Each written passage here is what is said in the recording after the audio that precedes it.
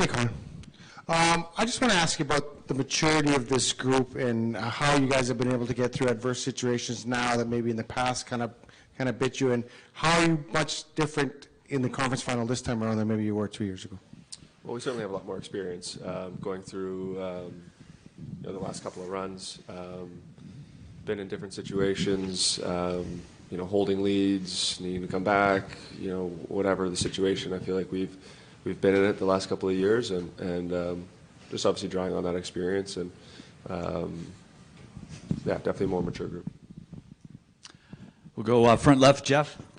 For both of you, what in particular about the Dallas defense makes it challenging to play against?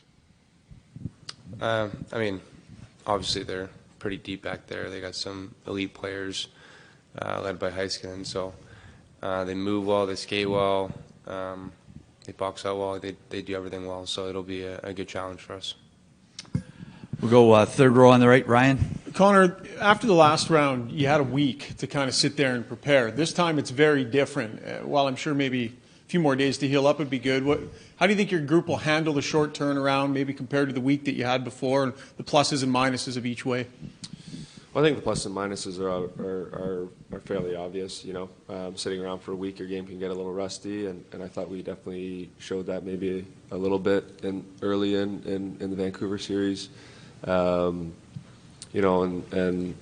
us getting right back at it, guys are still in game mode. Not much time in between, but I feel like we're also rested. The coaching staff's been great with giving guys days where they need them, and I feel like we're rested and healthy and ready to roll. Second row on the right, Josh. Connor, Evans put up some great numbers. I'm just wondering what you've seen from him, especially this season, and what he's like behind the scenes, because he doesn't give us a whole lot out here. Bush is, I said before, he's just getting better and better. He's such a smart hockey player. He's always learning.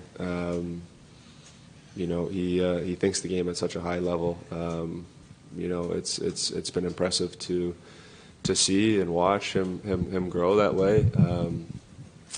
As for off the ice, he's a great guy, funny, laid back, as you'd expect. I think his on ice demeanor matches his off ice demeanor. The back right, Ryan.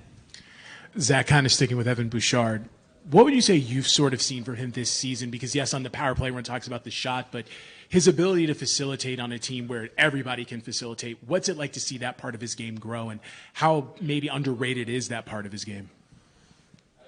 Yeah, I think it's extremely underrated. I think the way he's developed on the defensive side of things, being able to break the puck out, being able to defend, and not spend time in our zone, I think that's where he's probably taken the most strides. Offensively, since he's been here, you could always see it. You can always kind of see whenever he gets the puck. As a forward, you get excited because he's going to make a play. You know he's going to make a play. And then I think just on the defensive side, you just have the trust in him that, him and Eki, when they're back there, good things happen, and we break the puck up pretty cleanly. Second row on the left, Mark. You're the guy that gets the pleasure of standing in the low slot when Bouchard's unleashing a shot. I've heard people say that there's certain guys that they're easier to tip their shot because they shoot a certain way or anything like that.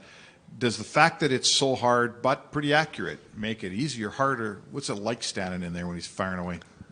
I don't see it half the time. It goes so quick, it's hard to see. So I just try to stand there, and he's pretty good at picking a corner. Like if I'm standing in front of the goalie, he's usually going to pick a corner. So I'm not too worried. It's when I'm off to the side, when I'm in the way, that's when I get hit.